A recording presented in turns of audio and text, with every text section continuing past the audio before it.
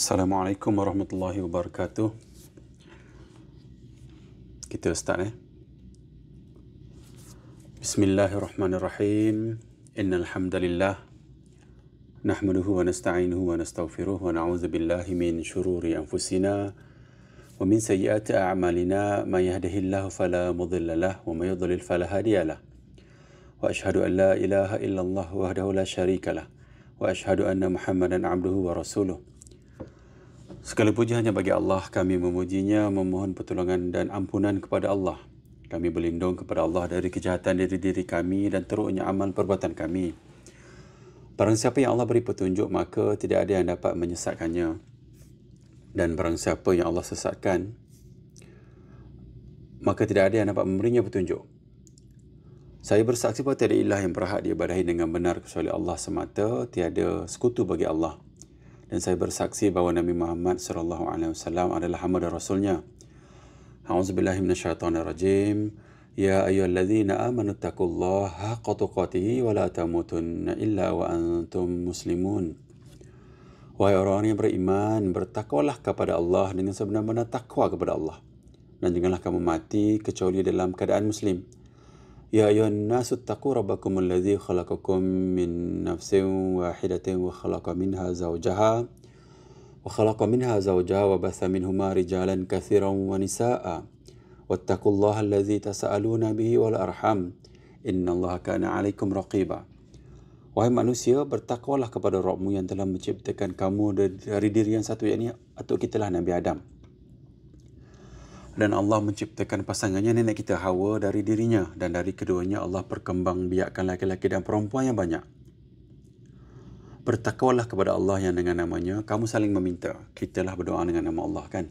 Dan peliharalah hubungan kekeluargaan, sesungguhnya Allah sentiasa selalu menjaga dan mengawasimu.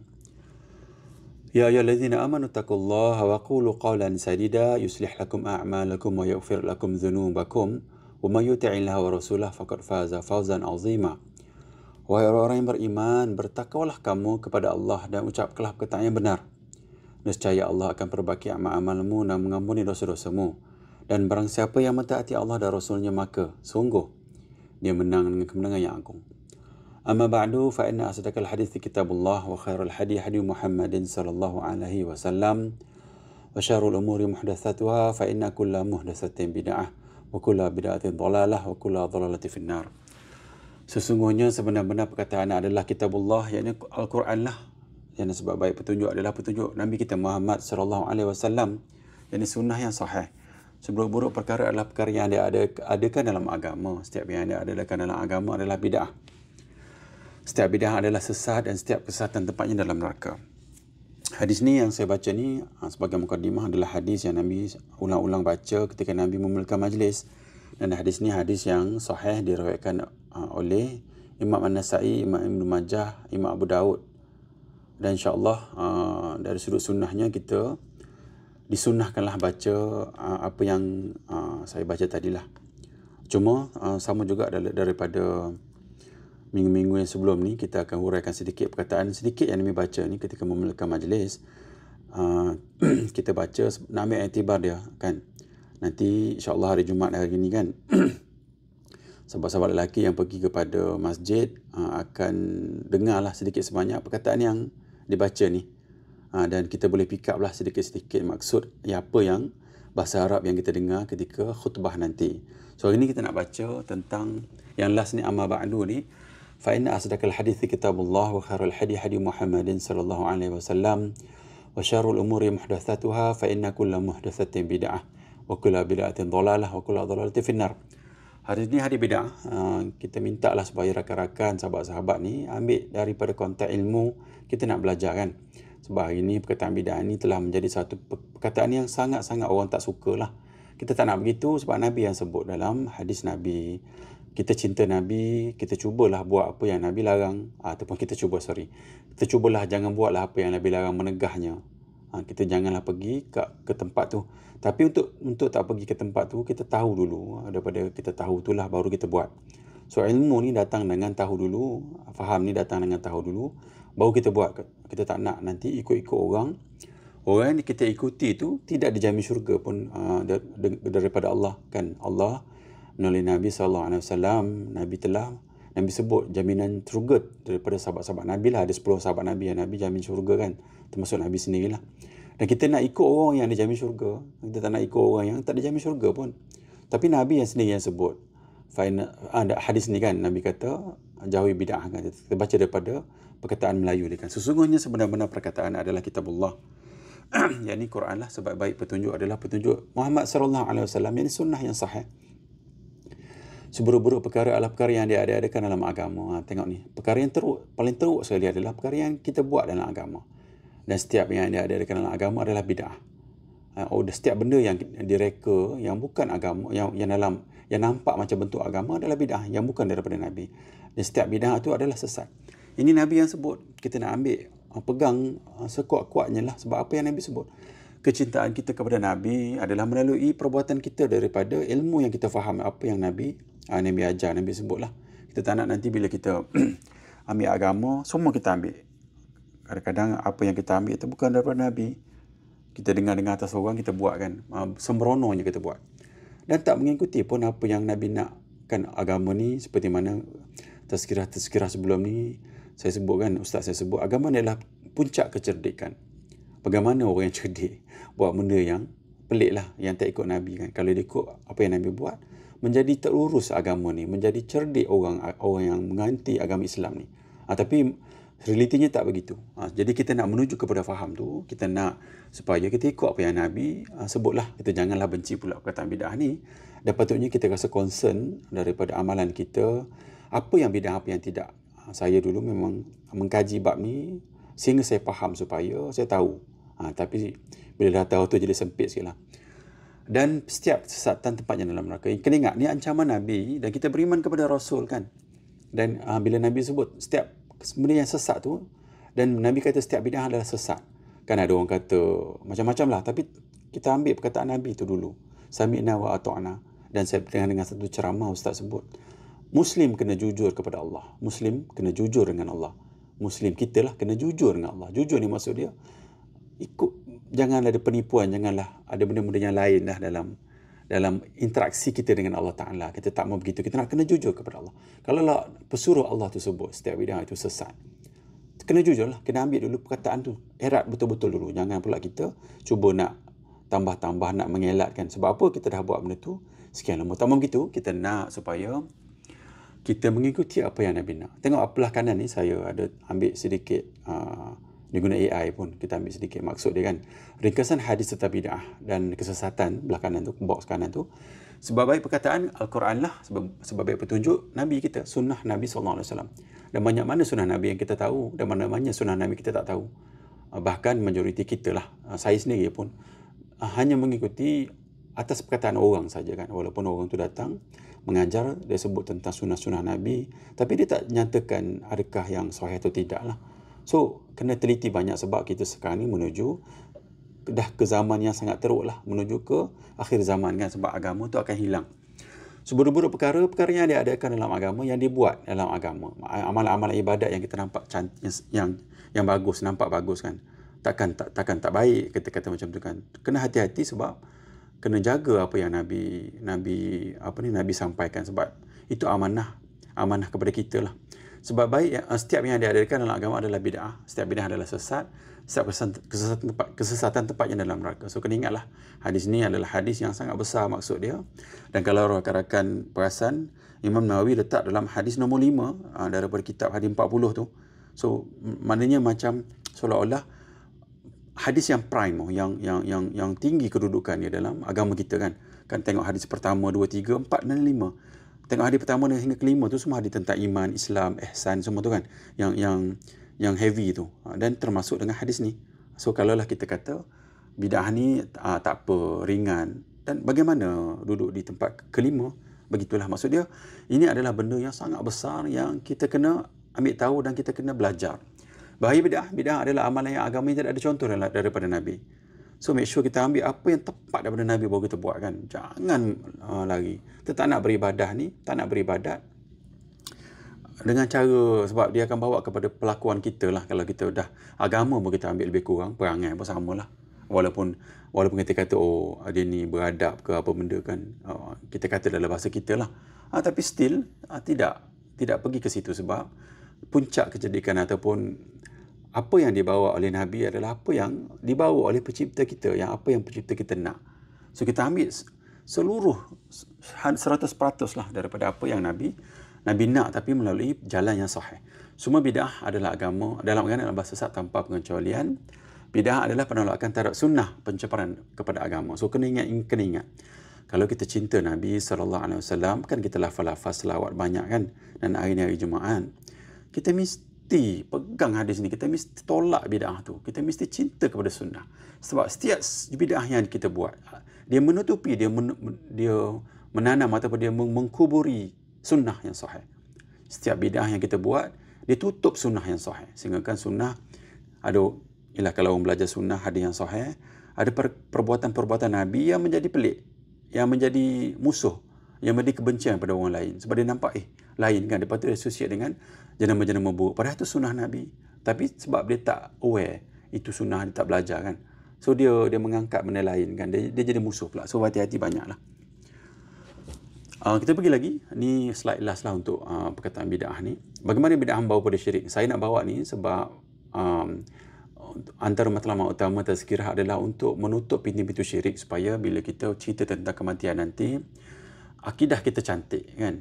Akidah tercantik. Yang ibadat-ibadat lain tu tak apalah, sebab semua orang buat kan benda-benda tu, tapi stage gate kita untuk menuju ke akhirat nanti ataupun selepas mati nanti adalah akidah kita. Kalau akidah kita cantik kan, Allahu Akbar, satu benda yang besar dah kita lepas kan. Lepas tu nak timbangan amal lah.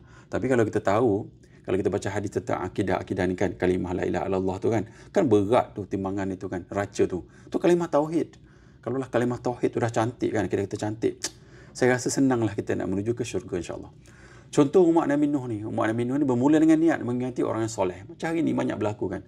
Ada ustaz yang cerita benda pelik-pelik, orang kayangan lah. Lepas tu dia cerita ada wali-wali tak solat lah, solat Jumaat dengan solat Jumaat dengan bunian, macam-macam pelik. Tak ada kecil. Rasa macam teruk lah agama ni kan. Jadi pelik. Agama ni macam saya sebut tadi adalah puncak kecerdikan. Kita mesti menggunakan akal dengan sunatullah yang Allah buat kepada kita. Mula-mula dia mengingati orang soleh, lepas tu membina patung, amalan barulah bid'ah kat situ. Akhirnya mereka sembah. Kan ada satu sirah yang Sayyidina Umar Khattab kan, dia gelak, dia menangis kan, ni sirah yang sahih. Dia tengok kurma kan, dulu dia kata kurma tu dia ukir-ukir, dia jadikan patung. Lepas tu dia sembah, lepas tu dia makan, pelik. So dia gelak lah, kelakar lah. Sebab masa tu zaman jahiliah kan. Nombor 2, agama Yahudi dan Nasrani rosaknya menambah dalam agama ritual, hukum dan kepercayaan baru. Tengok nombor 2 tu kan. Akhirnya menjadi manusia sebagai Tuhan dia orang buat. Dia kata manusia sebagai Tuhan kan. So hati-hati banyak syirik dalam ketaatan dan penyembahan ni, sebab agama-agama dahulu ni dia akan meresapi agama kita, dah sedang meresapi pun. Kita tengok hari ni kan, orang menjadikan wali-wali ataupun orang mengangkat manusia-manusia menjadi mengkultuskan manusia-manusia ni. Sangat teruk lah. Bid'ah membawa kepada pengkultusan. Orang menyangka ia bid'ah ibadah sebab kita tak ada ilmu. Orang yang bawa ilmu dia jenamakan dengan jenama yang buruk macam tu. So hati-hati banyaklah bid'ah ni. Dia membuka ruang yang banyak kepada syirik. Sebenarnya ia mengikuti hawa nafsu atau budaya orang yang bawa asal tu lah. Lama-kelamaan boleh kebawa kepada penggangguan kubur, tokoh tempat syirik besar. Tengok ulama salaf ni, tengok Imam Malik, Imam mazhab Ahlussunnah wal Jamaah kan, termasuk dengan Imam Asy-Syafi'i kan.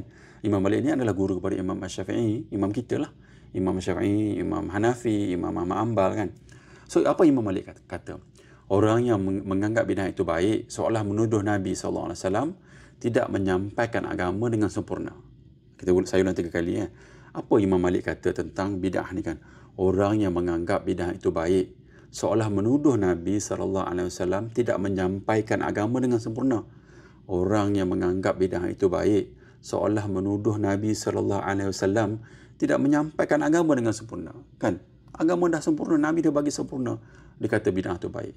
Macam tu. So kita tak nak lah. Kita ambil iktibar daripada apa yang Nabi sebut berulang kali dalam mukadimah Nabi tentang bid'ah. Dan janganlah kita terasa sangat tentang bid'ah ni. Kita ambil, kita embrace apa yang Nabi sebut ni. Kita beriman sepenuhnya kepada Nabi.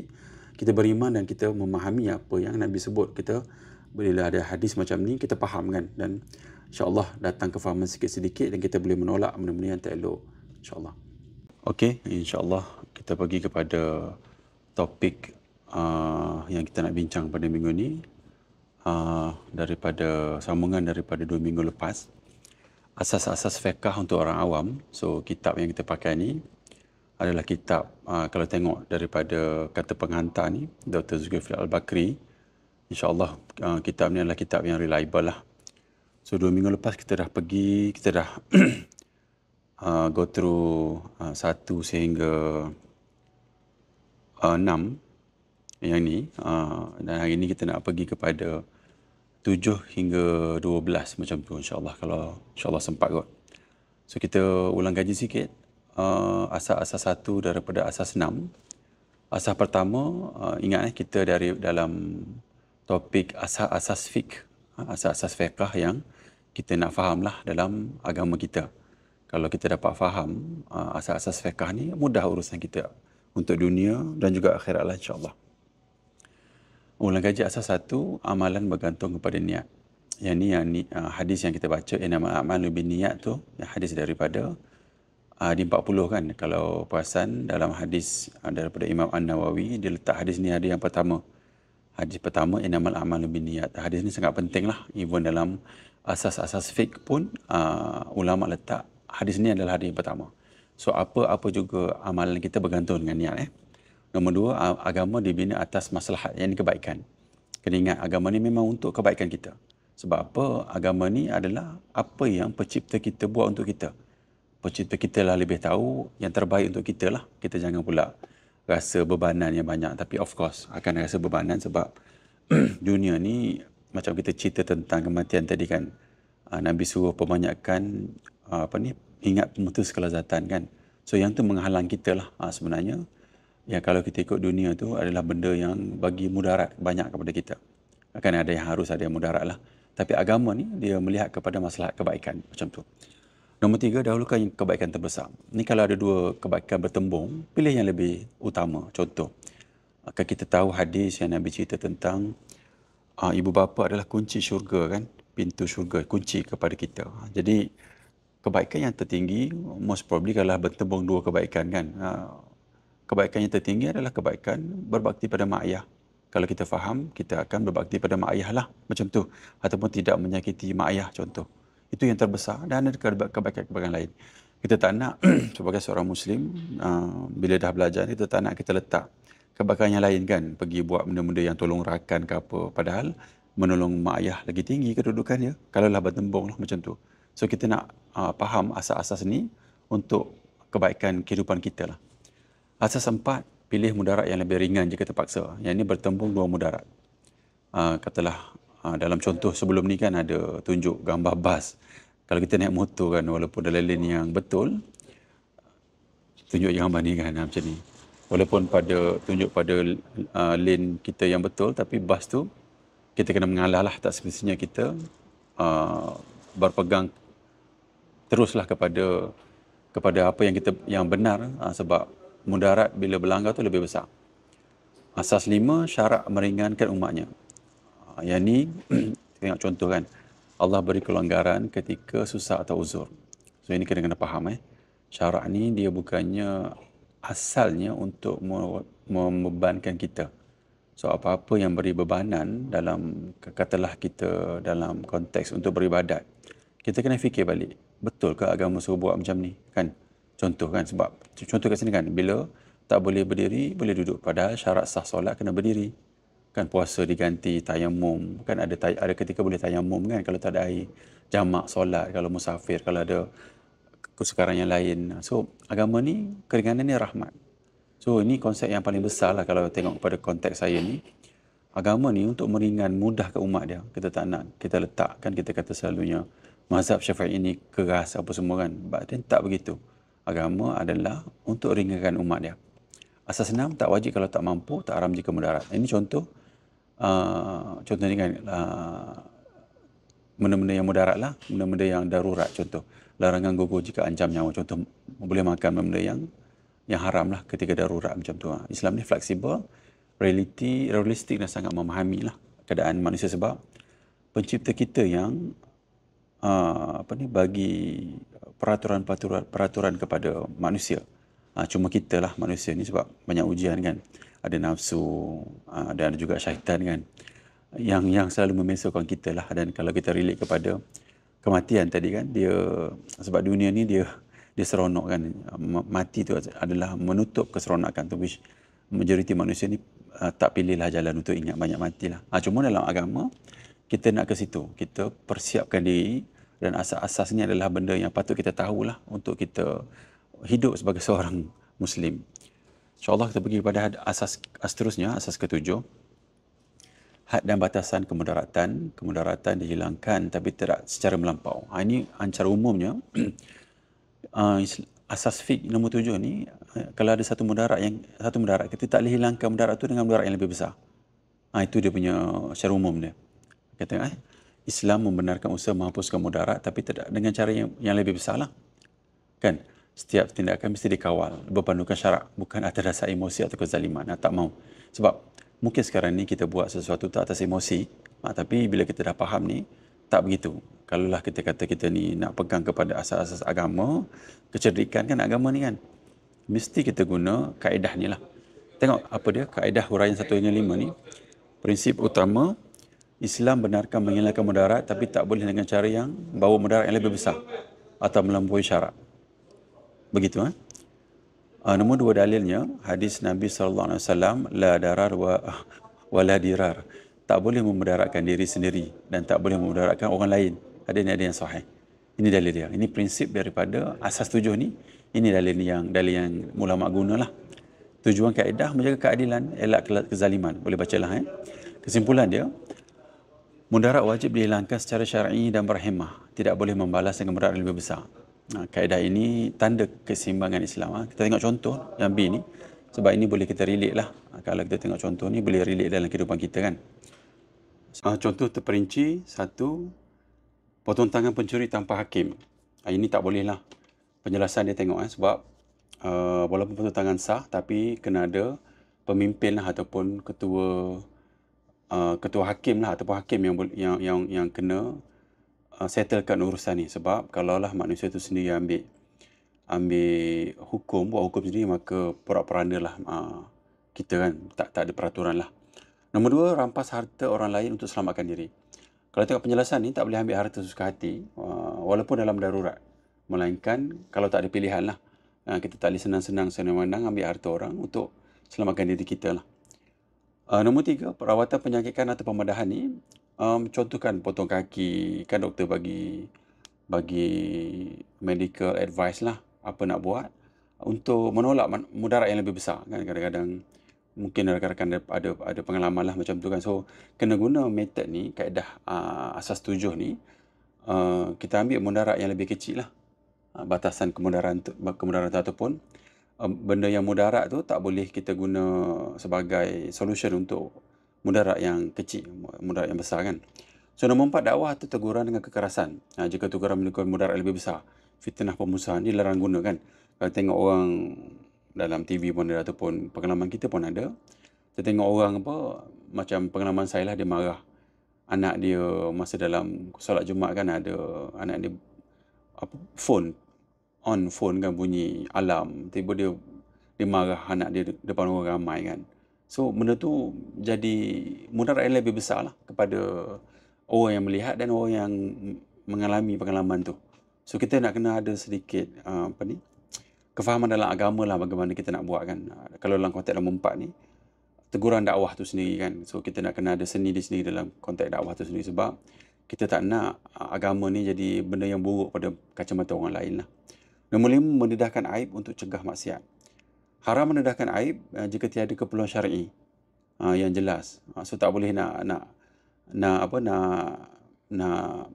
sebarkan benda-benda yang aib orang lah. Dalam kitab Imam An-Nawawi pun Imam Nawawi sebut tentang aib ni yang bolehnya bila kita pergi jumpa dengan pemimpin kan, ataupun hakim, sebab kita nak uruskan masalah yang berlaku tu lah, baru boleh cerita lah. Kalau tidak, tak boleh cerita. Okey, tengok balik tadi kita pergi nombor 6 dan nombor 7. Baru start nombor 7 nombor 7, dan kita pergi pada nombor 8. Syak tidak menafikan keyakinan. Asas 8, syak tidak menafikan keyakinan. Kalau tengok pada tulisan ni, yakin tidak hilang dengan syak. Kan kita benda-benda yang benda-benda yang syak ni dia tak boleh jadi hukum. Ustaz saya kata kalau lah benda syak boleh jadi hukum, maka kalau orang pergi ke mahkamah dia kata dia agak-agak dia syak-syak, jatuh hukum, habislah kita kan. Dia kena dengan fakta ataupun bukti yang tepat lah. Kita baca dalam teks dalam skrin ni, apabila berlaku keraguan syak, hukum kembali kepada apa yang diyakini sebelumnya. Apabila bila kita rasa was-was, hukum tu kembali kepada yang asal, kebiasaan asal. Yang ni kita akan faham daripada contoh yang saya nak sebut nanti. Keraguan tidak boleh membatalkan suatu hukum yang telah pasti, melainkan ada bukti yang sah. So benda-benda yang tak jelas, tak pasti ni tak boleh jadi pegangan kita lah. Boleh guna juga dalam bidang kerja kita kan, tak boleh lah kita ambil benda-benda yang tak berapa jelas ni, ataupun kaedah kita mendidik anak-anak kan, benda-benda tak berapa jelas, syak tu kita guna benda tu sebagai hukum yang asal, tak boleh. Dia kena ambil kepada bukti-bukti yang ada lah, bukti-bukti yang jelas ataupun kebiasaan kita. Tengok kaedah penghuraian 1 hingga 5 ni. Satu, perkara prinsip utama, bila timbul syak, ragu-ragu, hukum tak berubah. Pegang pada perkara yang yakin, bukan sangkaan. Contohnya macam wuduk ni kan. Kita ambil selalu contoh sebab boleh faham terus daripada prinsip utama ni kan. Kalaulah kita biasa dah ambil wuduk sebelum pergi solat, kan kita nak pergi masjid, kita memang ambil wuduk. Tiba-tiba sampai ke masjid kita terdetik, tadi dah ambil wuduk ke belum? Kembali kepada yang asal. Kembali kepada yang asal. Asalnya kita ambil wuduk. So tinggalkan keraguan. Tak kisahlah balik rumah lusa tengok dalam video, CCTV tak ambil, sah kan? Macam tu. So jangan terperangkap dalam keraguan ataupun perangkap dengan syaitan ni, sebab syaitan memang nak ragukan kita. Kita kembali kepada kebiasaan kita. Dalilnya hadis Nabi SAW, jika seseorang ragu dalam solat 3 atau 4 rakaat, buang yang ragu, ambil yang yakin. Yang ni yang contoh, ni nombor 3 ni kan. Ragu dalam solat 3 atau 4 rakaat, ambil yang paling sedikit. Sebab yang sedikit tu lah yang yakin lah. Kan kita duduk kat rakaat tu, kata dah 3 ke 4, 3 ke 4. 4 tu adalah benda yang ragu, 3 tu adalah benda yang confirm lah. So ambil yang 3. Walaupun dah memang 4 dah pun. Kita tengok balik CCTV kan. 4 dah pun kan. Tengok tambah lagi 5. Solat tu sah. Sebab kita nak keluar daripada keraguan syaitan dan kita nak menjiwai ataupun memahami asas 8 ni. Syak tidak menafikan keyakinan. Tujuan kaedah mengelakkan was-was berlebihan. Kan ada orang memang nak pergi solat tu dia kat takbir banyak kali kan, takbir, was-was dia. Jadi masalah pula pada nak buat ibadat yang terunggul kan, solat kan, benda yang terbesar. Tapi dah diajar begitu, dia duduk main dengan syaitan kan, was-was. Usolli kan, dia was-was. Padahal ibadat yang tertinggi, puncak ibadat kan, solat kan Nabi sebut perkara pertama yang ditanya selepas mati dalam kubur tu adalah solat kan. Benda solat itulah yang duduk was-was. Sebab apa? Kita diajar begitu. Tapi dalam agama yang benar lah, kita tak ajar begitu. Dia ajar syak tidak menafikan keyakinan. Kita ajar membuang was-was. Tapi kita ambil ilmu ataupun kita praktis secara umumnya, dia ajar untuk kita letak was-was. So hati-hati banyak. Kalau kita boleh faham asas 8 ni, mudah urusan kita kan. Menjaga kestabilan hukum, ibadah dan kehidupan agar tidak dipengaruhi keraguan yang tidak berasas. Jangan sebab pengalaman saya banyaklah dalam masjid. Saya tengok ada seorang imam ni, kalau dia jadi imam, dia angkat takbir sekali je. Allahu Akbar. Tapi kalau dia solat jadi makmum, 3-4 kali dia angkat takbir. Kita jadi macam was-was dah datang kepada dia kan. Saya tak tahu kenapa bila dia jadi imam, dia boleh angkat sekali. Masa jadi imam mungkin dia tak ada was-was. Tak tahulah. Tapi mungkin dia tak was-was pun kan, masa dia jadi makmum tu. Dia tak was-was pun. Cuma dia, kebiasaan dia begitu kan. Jadi syaitan dah masuk dalam permainan nak solat tu kan. Itu sebelum solat dah syaitan masuk. Masa solat lagi lah. Kesimpulan, keyakinan adalah asas hukum syarak. Kita kena ambil yang firm. Agama ni, macam saya sebut sebelum ni kan, dipegang oleh benda yang tercerdik, yang paling cerdik, genius, yang ilmu yang tertinggi. Tengok, agama ni ajar supaya kita yakin kan. Benda ni benda yang mudah kita sebutkan, tapi even dalam urusan kehidupan harian kita pun, kita tak guna pun sangat kan. Kita duduk syak ni adalah benda-benda yang boleh jadi benda-benda yang macam Imam Nawawi sebut tadi kan, tentang aib orang kan, cerita-cerita, dia jadi syak kan, ataupun terkumpul atas cerita-cerita yang tidak benar kan, atas orang kata kan. So agama ajar yakin adalah asas hukum syarak. Keyakinan tu adalah puncak adalah puncak dia. Syak tidak dianggap kecuali dengan bukti. Orang syak-syak, habislah orang macam contoh tadi kan. Pergi ke mahkamah, duduk syak-syak, habis orang mati, habis orang kena hukum kan. Tak ada bukti pun duduk syak-syak, habis kita macam tu tak boleh. Islam mengajar Umar agak tenang dan tidak mudah terpengaruh dengan was-was. So, was-was ni adalah daripada syaitan. Kita tak nak duduk dalam keadaan was-was. Kena firm agama ni. Kena betul-betul tahu dengan ilmu tu kan. So, asal 8 ni ajar kita begitu. Tengok contoh ni. Tadi saya dah cerita tentang 1 dengan 3. Kita pergi yang nombor 2 ni. Ragu sudah bayar zakat atau belum? Sebab zakat ni kita buat setahun sekali. So, pada asalnya belum. Kalau kita dah bayar belum? Belum lah. Walaupun dah bayar. Kan kalau kata, dah bayar belum lah zakat? Mana belum? Sebab asalnya belum. Dia blind dengan wuduk ni kan. Tiap hari kita ambil 5 kali sehari. Ambil 5 kali sehari pergi. Tiba-tiba, dah ambil belum tadi? Dah ambil. Macam tu. So, kebiasaan kita menjadi keyakinan. Begitu kan. So, nombor 4 ni rasa kentut ni. Kentut tapi tak pasti. Kalau tak ada bunyi, tak ada benda-benda yang nyata, yang yakin, tinggalkan keraguan tu. Sebab syaitan memang nak kita ragu dan kita terperangkap dalam mainan dia. Ragu najis terkena pakaian kan. Orang jalan ada taik burung lah macam-macam kan. Yang dengan selipar ke, dengan baju ke. Jika tak pasti, hukum asal adalah suci. Jika tak pasti, hukum asal suci. Jangan main dalam kepala. Tadi burung datang atau burung sebelah kena. Saya ni kena ke tak kan? Saya ni kena ke tak? Tak kena. Tak ada bukti yang jelas. Nampak dengan sudut fizikal. Dengan mata kita nampak. Tak adalah. Begitu kan. Biar kita firm dan kita menolak syaitan tu. Kita melawan syaitan dan secara tak langsung kita dalam keadaan melawan musuh lah. Macam tu. So, tu asas nombor 8. So, asas 9. Hukum asal air, bumi, langit dan batu adalah suci. Asas sesuatu ciptaan Allah di bumi adalah suci dan boleh digunakan.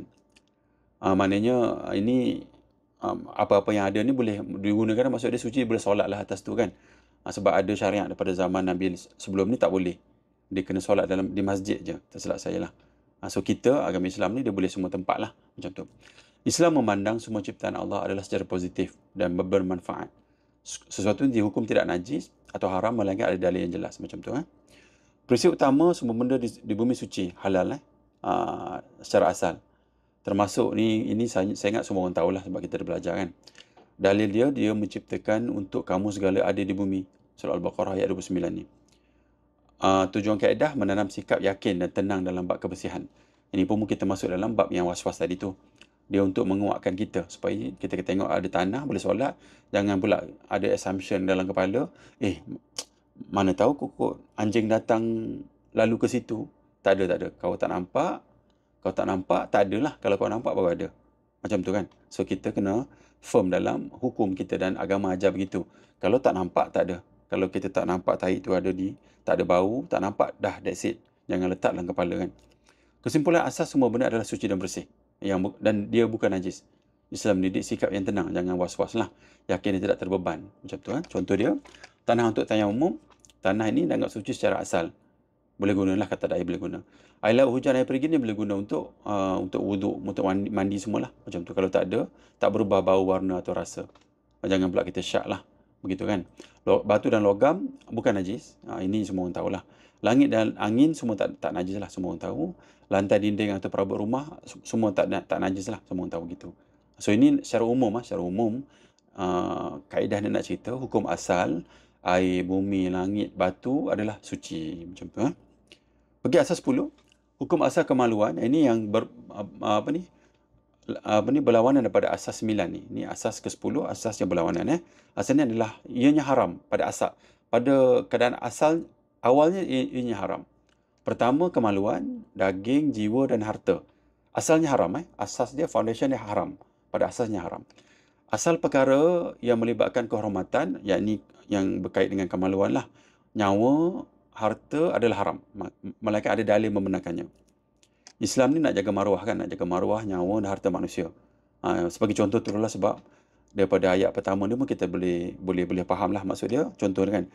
Bagi contoh dulu supaya boleh faham daripada asas 10 ni. Nanti kita tengok akademik ni, kita tak boleh nak kaitkan lah. Pertama, sentuh bukan mahram tanpa nikah. Haram lah.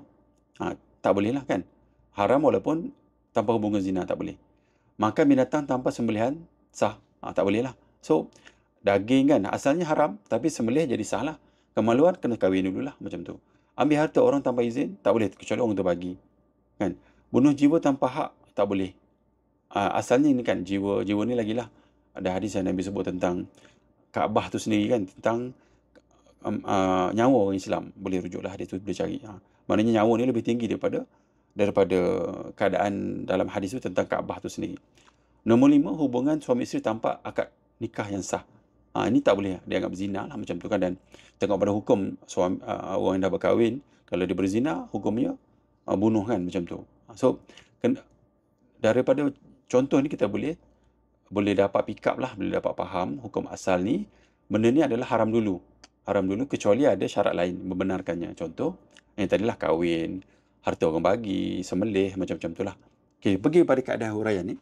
Sebab kita dah tengok contoh ni, kita nak faham juga apa yang akademik lah, apa yang akademik dalam ni.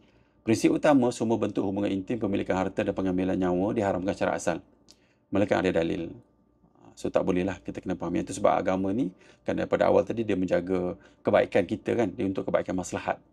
Dalil dan janganlah kamu mendekati zina, wala taqrabuz zina, surah Al-Isra ni kan. Janganlah kamu bunuh jiwa yang diharamkan Allah kecuali dengan hak. Ini dengan hak ni pula adalah kepada pemimpin lah begitu. Tujuan kaedah, menjaga 3 perkara utama dalam maqasid syariah, nyawa, agama dan harta. 2 minggu lepas kita dah sebutkan yang ada 5 tersilap saya, yang perkara utama ni. Islam letak larangan tegas bagi menjaga keselamatan dan kehormatan manusia. Kalau tengok Islam sendiri, dia menjaga hak-hak manusia ni sebenarnya. Kalau kita faham betul-betul tengok fiqh asas untuk orang Islam lah, dia dapat ilmu yang banyak kat situ. Kesimpulan, kehormatan, nyawa dan harta bukan milik mutlak seseorang. Kena patuhi syarak. Kena patuh syarat, bukan milik. Kena ingatlah, yang bukan kita ni banyak benda yang bukan kita punya lah. So yang apa yang dalam asas 10 ni, tengok dia kata kemaluan, daging, jiwa dan harta. Yang tu asalnya haram dulu. Larangan asal dikuat kuasa demi maslahat dan keadilan sejak kalau tidak, rosaklah manusia ni, rosaklah orang Islam ni kan. Okey, pergi kepada asas 11. Hukum asas suatu adalah harus. Hukum asas suatu adalah harus. Hukum asal sesuatu adalah harus. Asal pada urusan adat, kebiasaan adalah harus, selagi tak bercanggah dengan syarak. Dia kalau ada macam contoh, kita tengok contoh, makanan moden, contohnya sushi, kopi. Hukum ni haruslah. Tak jumpa zaman Nabi contoh kan makan steak ke apalah, apa-apa makanan kan. Tak jumpa lagi zaman Nabi. Hukum ni harus. Kecuali ada dalil lain yang mengatakan haram. Contohnya makan tak sembelih ke, jadi haram lah. Ataupun najis, jadi haram lah. Budaya berpakaian, pakailah apa saja pakai. Sebab zaman Nabi pun memang budaya zaman Nabi pakai begitu. Dan kita pakai kita lah. As long as kena tutup aurat. So harus, teknologi harus. Jangan pula teknologi ni orang duduk sibuk. Saya ada cerita tentang awal tadi tentang bid'ah kan. Orang counter dengan bid'ah. Menunjukkan siapa yang kata ni bid'ah, dia sangat-sangat cetek lah ilmu dia tentang agama. Sebab kena sebut, sebab malulah. Sebab Nabi sebut tentang ibadat kan. Tiba kita cerita tentang benda maslahat ataupun benda-benda yang adat ni kan. Jadi pelik. Kau ni faham tak agama? Macam tu lah maksud dia. So kalau jumpa orang macam tu, kita elakkanlah ambil ilmu daripada dia. Adat perkahwinan adat yang tidak melanggar syarak lah. Melanggar syarak kan, kena tahu. Dan contoh adat perkahwinan ni benda yang besar, yang haram kena sebut jugalah. Muzik tu haram. Muzik ni haram. 4 mazhab fatwakan daripada Imam Syafi'i, Imam Nawawi, Imam Syafi'i, Imam Malik, Imam Hanafi dengan Imam Ahmad Hanbal, Imam Ahmad Hanbal. 4 mazhab, 4 imam besar kata semua haram, muzik haram. Lepas tu tengoklah dalam tempat adat perkahwinan tu kan pelik-pelik kan berlaku. So yang ni pun nak kena perincian jugalah, supaya kita dapat faham dan cari benda yang dekat dengan asal agama lah. Ambil pandangan-pandangan orang, memang dia kata semua boleh. Sebab masyarakat dah buat dah. Nak keluar daripada cengkaman adat tu dah susah kan. Lepas tu orang cari dalil yang membenarkan. Kita tak nak, kita ambil, kita separatekan amalan adat kita tu dengan asal agama. Bila kita tengok asal agama tak boleh, dan kita kata sami'na wa ata'na dulu kan, kata tak boleh. Gaya hidup yang moden, bolehlah. Kerja, fashion, hiburan yang berdasarkan syarak boleh. Macam tu. So, hukum asal suatu adat adalah harus, sehingga ada dalil kata haram. Macam tu.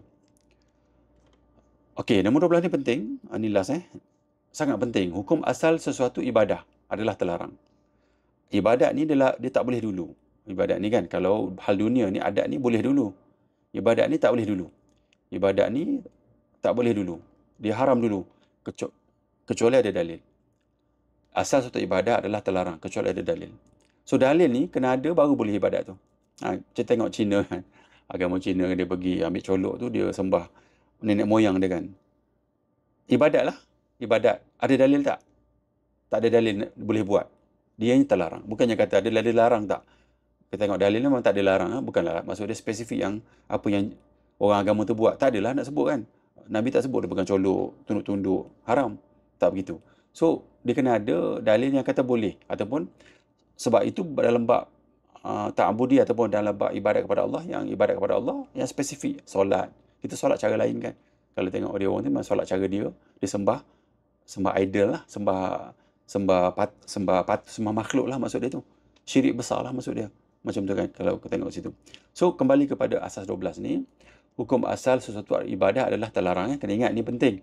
Hukum asal suatu ibadah terlarang. Sebab tu dalil kena ada. Macam tu. Dalam ibadah kita tak boleh cipta atau reka bentuk baru tanpa panduan dalil. Ini yang bab bid'ah yang asal tersebut tadilah. Ibadah mesti berdasarkan apa yang ditunjukkan oleh Nabi. Kena ingat tau. Sebab kita menuju mati. Kan dalam tazkirah ni kita nak cerita tentang menuju mati. Kena ingat. Hati-hati dengan ilmu-ilmu yang kita ambil ni. Kita kena macam filter lah ataupun buat pembersihan lah dalam ilmu yang kita ada. Kan? Cari orang-orang atau cari ustaz yang betul-betul tengok mana yang sahih. Sebab apa? Kan tadi kita baca tentang Nabi kata ada dua perkara yang besar kan untuk orang yang paling cerdik kan. Pertama ambil ingat mati, macam ingat mati kan. Nombor dua ambil yang mana yang paling baik. Mana yang paling baik ataupun ibadah yang paling baik itu adalah mana yang paling sahih. So kita kena cari yang paling sahih. So ibadat ni ada dalil baru boleh buat. Jangan pula kita terperangkap dengan orang yang dah buat secara lama ibadat tu, lepas tu dia baru nak cari dalil. Itu bahaya sangat sebab orang yang kata boleh tu belum tentu Allah janji dia syurga lagi. Belum tentu. Yang janji ke syurga adalah Nabi dan juga sahabat-sahabat Nabi yang Nabi sebutlah, yang 10 sahabat Nabi tu termasuk Khulafa' Ar-Rasyidin kan. Kita nak kena ambil ilmu daripada dua orang, which ulama kita dah ambil, dah buat dah. Maksud dia Imam Asy-Syafi'i dah buat dah kaedah-kaedah dia. So cari asal daripada Imam Asy-Syafi'i tu. Kan kita cari, kadang-kadang orang sebut tentang mazhab Syafi'i. Siapa yang bagi pandangan tu? Bukan Imam Syafi'i pun, bukan Imam Nawawi pun. Orang lain kan yang bagi tahu. So kena cakna sikit sebab seperti juga makanan yang kita nak makan ni kan. Kita ambil benda yang elok-elok kan. Kan orang kata lah orang nak jaga kesihatan kan, dia tak makan banyak gula. Dia ada benda-benda yang dia cut kan, nasi tak banyak. So kaedah tu yang membuatkan dia sihat. Sama juga dalam agama lah, apa lagi agama kan. So kaedah-kaedah tu kena ada dalam diri kita lah. Macam tu. Saya nak contoh solat subuh 3 rakaat tak adalah. Tapi ada ke dalil kata tak boleh? Tak ada dalil kata tak boleh. Sebab asalnya 2 rakaat dulu. Solat subuh 2 rakaat kan daripada dalil. So Nabi tak sebutlah yang tak boleh 3 rakaat, tak boleh 4 rakaat macam tu. So kena faham kaedah ini. Sebab ada orang dia kata Nabi tak larang pun. Tak. Sebab asal ibadat tu dah terlarang. Dah dalam keadaan yang asal tu terlarang macam tu. Dia bukannya kata tak ada dia kata larang. Bukan macam tu. Yang tak ada kata dia larang ni yang asal adat ni. Yang adat ni baru tanya tak ada pun ada hadis, tak ada hadis. Yang ni yang baru tanya. Yang ni asalnya default state dia adalah haram dulu. Baru ada dalil baru kata boleh. Dalilnya solat subuh 2 rakaat. 3 tak boleh, 1 tak boleh. Macam tu. 1 haram, 3 haram. Macam tu. Zikir atau wirid khas tidak diajarkan Nabi kan. Ada tok-tok guru yang ajar zikir-zikir pelik-pelik. Janganlah ambil yang sahih. Melakukan ibadat pada tempat waktu yang tidak ditetapkan, pergi dalam gua lah, suluk dalam kelambu pelik-pelik tu. Reka bentuk ibadah berdasarkan mimpi perasaan. Mimpi tok guru dia mimpi dia beribadat, zikir-zikir pelik-pelik. Jangan jauhi rakan-rakan, sahabat-sahabat jauhi sebab kita menuju mati, kita nak supaya amalan kita ni berkualiti. Kita tak nak amalan kita tu menjadi musuh kita nanti di mahsyar nanti. 5 menambah-nambahkan ritual dalam majlis tertentu kan. Salawat kuat-kuat kan. Dia lah paling sayang Nabi kan. Nangis-nangis salawat kan. Tapi Nabi tak ajar pun. Bila Nabi tak ajar, sahabat tak ajar, kenapa kita nak buat? Benda macam tu lah. So, pergi kepada hukum asal ni, nombor 12 ni, asas 12 ni, hukum asas suatu ibadah adalah terlarang. Kita tengok pada kaedah Dahuraya. Ini akademik dia lah. Ini contoh ni yang lebih kita boleh hayati kan. Prinsip utama ibadah tidak boleh dilakukan melainkan dengan dalil. Saya dah sebut tadi kan, tak boleh. Dia berbeza dengan adat. Adat ni dia boleh semua kecuali ada dalil larang. Yang ni haram dulu, dalil membenarkan kena ada. Dia haram dulu. Solat haram dulu. Ada dalil, okey boleh solat. Kaedah-kaedah solat begitu.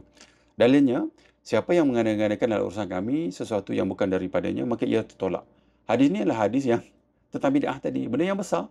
Jadi asas hukum kepada agama kita kan. Tapi bab-bab bid'ah ni ramai orang yang sakit telinga lah. Dia mengendah-rendahkan dan dia ambil. Kadang-kadang dia pelekehkan, dia letak bid'ah ni macam tadilah yang kita cerita tentang teknologi tadi kan. Dia pelekehkan agama. Tujuan kaedah menjaga kesucian agama daripada rekaan manusia. Sebab ini hak Allah. Ini hak Allah. Kita kena bagi hak Allah. Kalau siapa yang ambil hak Allah, lepas tu Allah hukum ni sangat besar, sangat murka Allah. Jadi syirik lah, macam-macam kan. Lepas tu, even kita kata benda kecil kan, kita solat, kita riak kan, masa solat tu nak tunjuk ke orang, kita rukuk panjang. Kita ambil hak Allah tu, lepas tu dia jadi syirik kecil. Walaupun kecil benda tu. Kan begitu. So apa-apa yang hak Allah kita ambil, dia jadi besar. Dia jadi besar, kena hati-hati. Dan ibadat ni adalah hak Allah, hati-hati, sangat hati-hati. Kesimpulan, ibadah mesti berdasarkan dalil sahih, bukan rekaan atau adat warisan. Bid'ah dalam ibadah adalah lebih berat daripada maksiat. Kerana orang yang buat bid'ah ni, dia tak rasa pun tu adalah dosa. Dia buat, dia ingat tu besar. Dia ingat tu banyak pahala kan. Bila mati nanti baru dia. Tetapi benda ni semua kita kena ada ilmu dan juga kita kena sedikit-sedikit belajarlah tentang anak nanti. Kalau ada orang yang dah faham, dia jadi ekstrim pula, tak mau. Bila dia faham, dia berdakwah pun dengan cara yang baik lah. Macam tadi kita sebutkan tentang dakwah tadi kan. Elok-elok, sebab kita kena ada ihsan, kasih sayang dengan rakan-rakan yang lain lah. Sebab mereka juga macam kita, tak faham lagi sekarang ni. Bila dah faham nanti, kita layan orang tu dengan baik, insyaAllah. Allah yang bagi, buka hati dia orang kan, 10 tahun ke, 5 tahun ke, 3 tahun ke, insyaAllah akan berubah manusia. Okey, buat ringkasan sebelum kita tutup sesi ni. Asas 7, had batasan kemudaratan, maksud dia, tak boleh kita hilangkan mudarat dengan mudarat yang lebih besar. Kan ada mudarat. Tapi kalau ada option tak mudarat lah. Ini nak ceritanya, kalau bertembung dua je. Kan, kalau bertembung dua, ataupun orang tu dah rosak akal, dia buat keputusan dia tu macam pelik, macam tu salah lah. Asas 8, syak tidak menafikan keyakinan. Kalau kita ragu-ragu tak boleh. Tapi tadi saya cerita tentang dua konsep kan. Kebiasaan kita, kalau ragu-ragu, pergi kepada kebiasaan. Macam ambil wuduk tu kan. Nombor 2, contoh kedua adalah contoh yang zakat tu kan. Tak bayar pun. Bila kita kata, dah bayar belum? Maksud dia tak bayar lah. Benda yang kebiasaan kita tak bayar, kalau kita ragu, tak bayar lah. Asas 9, hukum air, hukum asal bumi, langit semua ni adalah suci. Asas 10, hukum asal kemaluan, alal haramah, kemaluan, daging, jiwa, harta, haram. Asas 11, adat tu harus, kecuali ada dalil yang kata haram. Maknanya 99.9% halal lah. Kecuali sikit je haram kan, anjing, babi, sikit je yang haram. Ada adat yang kebiasaan yang haram, yang syirik tu sikit je. Yang lain semua boleh kan. Pakai baju, pakai singlet, boleh. Semua boleh. Asal 12, ini yang sangat penting. Hukum ibadat asalnya adalah haram dulu. Baru dalil kata ada dalil baru kata boleh. Dalil pula dalil yang sahih tu bukan dalil yang palsu, dhaif, tak mau. Yang sahih macam tu Okey. Saya stop kat sini. InsyaAllah kita sambung pada minggu depan. Saya baca tasbih kafarah lah. Subhanakallahumma wa bihamdika asyhadu an la ilaha illa anta astaghfiruka wa atubu ilaik. Wa sallallahu ala sayyidina Muhammadin wa ala alihi wa sahbihi wasallam. Assalamualaikum warahmatullahi wabarakatuh.